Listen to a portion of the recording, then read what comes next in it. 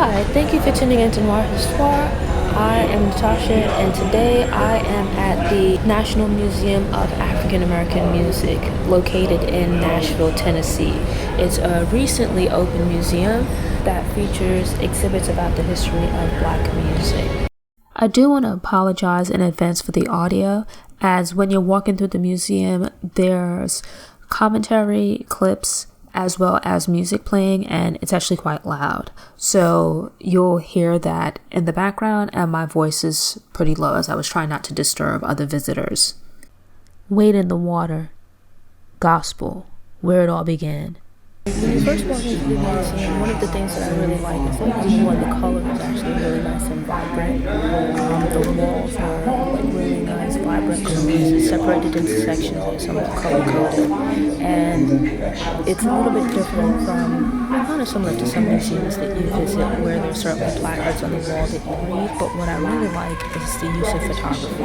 As someone with an interest in photography and video, that was one of the things that I really enjoyed, where you'd have really great black and white photos in the early part of the museum of different musicians, which is something that I actually it's a personal aspiration for myself, that eventually when I get my house, my dream house that is, that I want to have in my creative space, to collect photographs, pictures, murals, and whatnot of various artists that I admire, preferably black and white, just because color is cool, but I think black and white, there's just something about it. There's a certain cohesiveness in having photos from different eras, but they're all in black and white. You also have a few illustrations and whatnot, and it's an interesting presentation of music history. It's when I visited, this was 2023 September, I think the museum had just been open for about maybe a year or two at that point in time. So it was still fresh, it was still new, and quite crisp, right? It's not very staid or boring or anything like that. It's a really cool setup. I actually really like the first exhibit when you first enter into the museum, which is about the African roots and early development of Black music. So, bearing in mind that Black music, Black people in a whole, originated from Africa, and coming from Africa where they had their own customs and traditions and things like that, with colonialism, with the slave trade and things like that, coming to America where they were then forced into Christianity, yet still you have that some of those customs translate over and move with Black people into the Americas. And settling now in America where there's greater European influence and eventually the enslaved are forced into Christianity, you still have that some of those customs persist, right? While at the same time you have the creation of some new ones, and where you have this thing of these African traditions continuing, but now serving a different purpose, right? Or an additional purpose, where within Christianity, within music and things like that, there was a source of escape, hope, and aspiration from the day-to-day existence of living as an enslaved person, and then later on living in the repression of the South, where European hymns were taken and adopted by the enslaved, and kind of influenced by and reconfigured in the African tradition. And as part of that, you had a substantial part of this change in music and culture and things like that was the forced conversion of Black people, enslaved Black people, to Christianity. And so you have this thing where through slavery you have that this love of music and this culture of music is now combined with living within this new society with this relatively new religion and whatnot, and that it gives rise to a new culture, a new foundation of music.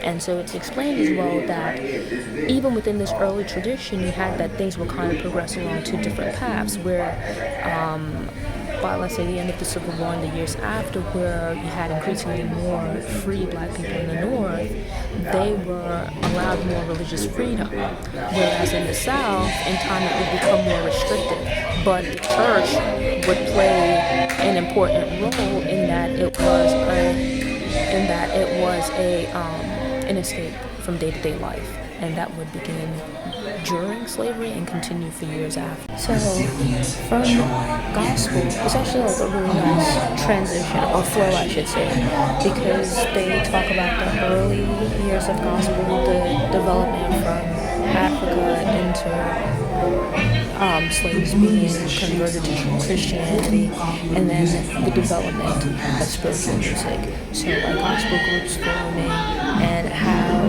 European music influenced that, but at the same time how the introduction of instruments and then also the combination of African customs and traditions influenced the development of the music. And what you end up then having is the role that it would play in Black life, and then eventually how gospel music would then fan out and lead to the development of soul music, how it became like the quintessential music or part of the music of the civil rights movement, part of the soundtrack of the civil rights movement, how the church and Negro spirituals would play a role in the civil rights movement. And then also the tradition, or really pointing out just how many singers, songwriters, and artists that would go on to moon march in Black music history, that they actually got their start in gospel music. So musicians like Sam Cooke, Aretha Franklin, and some of these other people who started out in gospel, but with Sam Cooke kind of paving the way, them following along. And then as part of that as well, how like individuals like Marian Anderson started out singing in the church, but then transitioned into opera and becoming an international sensation, and how they took Negro spirituals and this Black music tradition and took it around the world.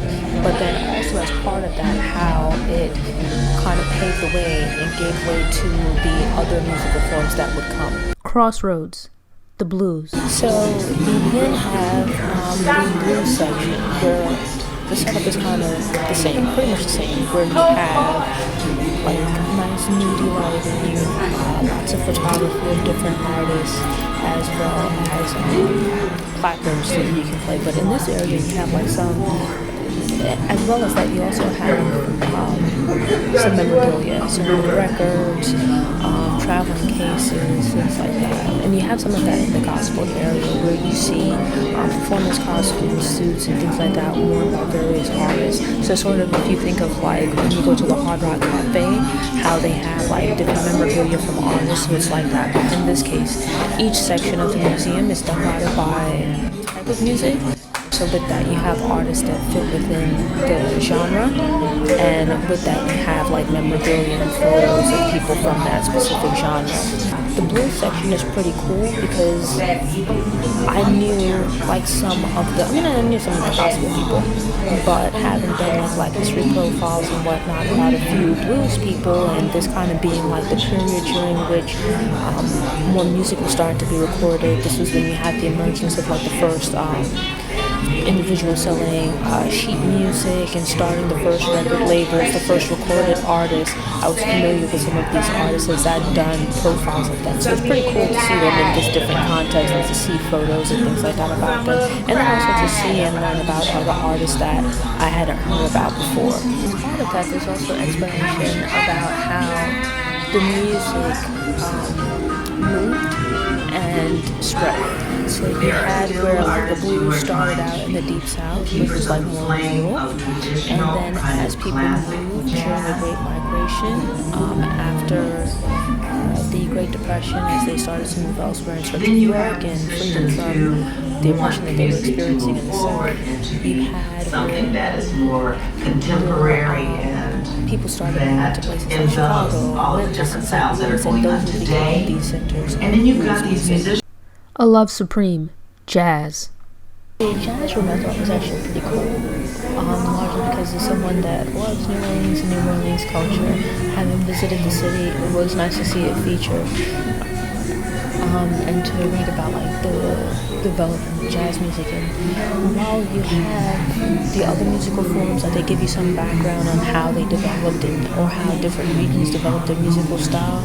with jazz, it's a little bit different because so much of it is heavily influenced by New Orleans. And so with that, you learn a little bit about New Orleans' culture, about Congo Square, and about second lines, and all of this other stuff that I think is actually really cool. And as with other parts of the museum, there's like really great photos of various jazz singers, and musicians as well. So like your Louis Armstrongs, Ella Fitzgerald, and then also how you have like the emergence of clubs and things like that. So it was really cool. And with the jazz, because unlike, let's say, the early gospel or even blues music, where it's for more rural areas, like everybody's kind of snazzily dressed. That's the word, snazzy. And so it's like, it kind of has like a sleeker, cooler feel to it. It's a little bit more urban. And then part of it as well is just that I was more familiar with quite a number of the musicians in this section. One Nation Under a Groove, R&B. And then we had my favorite section, which was R&B. So starting from like the post-World War II years, 1940s-ish, 1950s, on to the present. And I actually like the music starting in the 60s, so this would be your Motown, your Stax and whatnot. I haven't made it to Detroit as yet, but visiting Memphis, I did have a chance to go to the Stax Museum, and that dives like really deeply into the history of that label. But it's cool here to get an overview of the two major labels putting out black music at the time, R&B music at the time, which would be Motown, Tamla, and Stax. So that's like pretty cool. You see like photos of like some of the well-known artists. So this would be your Smokey Robinson and Miracles, as well as your Supremes, Otis Redding, and like just various other artists. You have Sam Cooke is mentioned again, as well as your Stevie Wonders and some of these other artists that kind of led into my generation. Like, they were grown by the time I was born, but closer to my time I was aware of, and having gone back and studied like music history and things like that, that I was more familiar with. So that stuff is cool. And at this point you start to, as the times change, there's still like the album covers and things like that, but you see sort of this beginning transition from black and white to color photography, as color photography was becoming more prevalent during that time. But it's cool to see like old photos of like Martha Reeves and the Vandellas, old like tour posters or promotional posters for upcoming show dates, various records and things like that. But to transition, for each one of the sections of the museum, there's sort of like a video intro, and it was actually pretty cool to see the video transition for R&B, because it's like clips of music as well as video of different performers, and with them being closer to my time, a number of performers that I'm familiar with. So various like R&B singers and things like that. So it's really, really cool. A pretty cool part of the museum is within the R&B section, there's profiles of various black executives from within the music industry. So this is where you'll find information about like Sylvia Rome, Clarence Avant, some of like the people behind the scenes who helped to bring a lot of black musicians to the floor, played a pivotal role, but that you might not know as much about. So like managers, the record people, the people working more behind the scenes that helped to get out a lot of these albums and helped to make a lot of these artists very successful. This here is like getting into the stuff that I like. Like jazz and all of that is cool, but like R&B is my thing. Especially like if we're talking like 70s, 80s, 90s, like these are artists that I know, these are artists that I like. It's like the type of music I like. You have everything covered here from like funk up to 70s, R&B, so like your Earth, Wind and Fire, your Natalie Coles and whatnot, Philly Sound, so Gamble and Huff, and then on into the 80s, obviously there's mention of Michael Jackson with the Thriller album, Prince with the Purple Rain album, and then past that into New Jack Swing. So this would be the rise of like your New Editions, your Bobby Browns, Janet Jackson, Whitney Houston, of course, as well as your Mariah Carey. So these really, really big artists that I grew up knowing, so this is probably like the high point of the museum for me.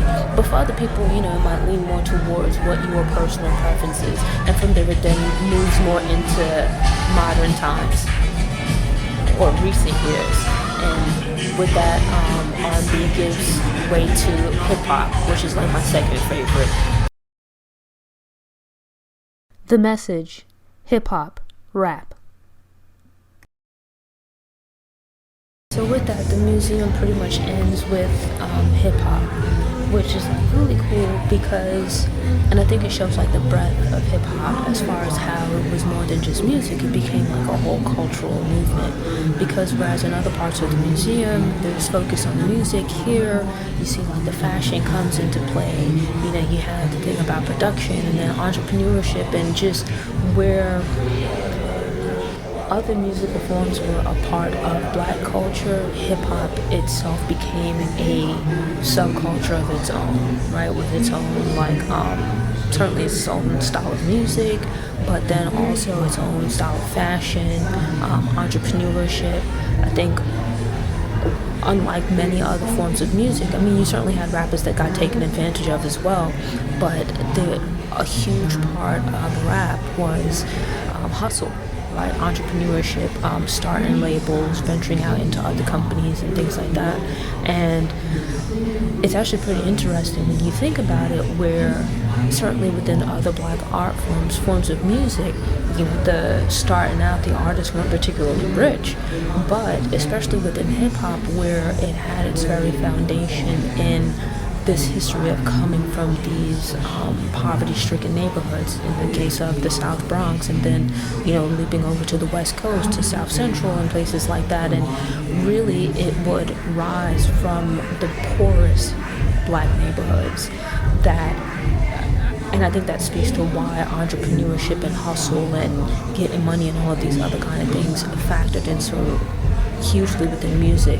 Within blues and soul and stuff like that, you certainly had social commentary, but it was taken to another level within hip-hop. And then unfortunately, as with most things when it's successful, other people and interests come in and it can kind of get perverted, and that certainly happened with hip-hop music. But with all of the art forms, you see just how incredible it started out as, and I think that hip-hop kind of brings all of those different factors together. A hip-hop special exhibit celebrating 50 years. And during the time that I visited, in celebration of the hip-hop 50th anniversary, different places have been doing different things, and the museum is no different. They've had special exhibits taking place throughout the year, and I visited in September. During that time, they had some illustrations on display by Andre Leroy Davis, representing like the East Coast, where this Davis is an illustrator who would create like the comics featured at the back of the Source. So if you remember the Source magazine, I want to say on the back, not the cover, but on the page facing the back, inside cover, there would typically be like a kind of last word illustration, either about something from the issue, something going on, like the issue's cover story, or just something going on in hip-hop in general. And so here they feature like several illustrations, some of them from back when he was in college, and then some of them being from illustrations from the Source. So it's actually pretty cool. It's in keeping with the museum's theme, of music history, but here it's like a different take on it, where you have like these kind of comical illustrations. So actually pretty dope. Planning your trip and tips for visiting the National Museum of African American Music. So overall, I thought the museum was really, really cool. I highly recommend visiting. It was part of the reason that I wanted to visit Nashville. I wanted to come to visit this museum and to get some hot chicken from Prince's. And so I've accomplished those two things, and with that I feel like mission accomplished with my Nashville visit. It was certainly worth the trip. They recommend about an hour and a half to get through, but I took my time. Part of it was I was recording and whatnot, but that didn't really take up much time. I read everything that I saw. I took my time and looked at everything. I didn't really interact with the interactive elements and whatnot, like listening to the music, but you can spend a good number of hours here. It's a really, really cool experience. Parking can be a little bit of a problem because it's in the downtown area, but there is a parking garage on the corner from the museum, and if you enter through that entrance, you get a ticket. They will validate and cover your parking for 2 hours of parking. I certainly went past that time, and when I get to the garage, I'll figure out that situation if need be. If I need to pay the overage or I need to pay for the full amount of parking, it's fine. It was well worth it. But I highly recommend visiting. It's an incredibly amazing museum. The way that it's put together is really dope. If you love photography, if you love music, it would be incredible for you to visit. I think you'd have a really great time. And with that, I highly recommend it.